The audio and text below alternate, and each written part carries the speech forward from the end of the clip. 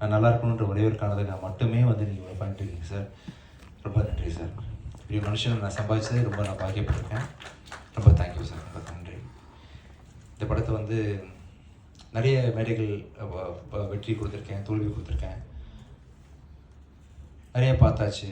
அதில் வந்து இந்த படம் வந்து எனக்கு ரொம்ப ரொம்ப ஸ்பெஷலான படம்.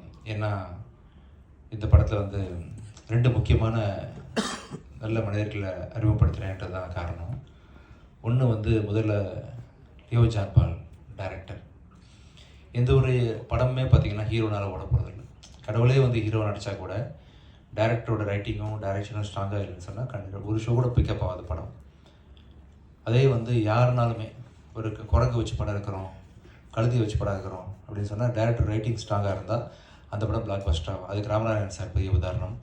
அப்படி வந்து நான் எந்த படத்துக்கு ஓடினாலுமே அந்த படத்துக்கான முழு அங்கீகாரத்தையும் நான் டைரக்டர் தான் கொடுப்பேன்.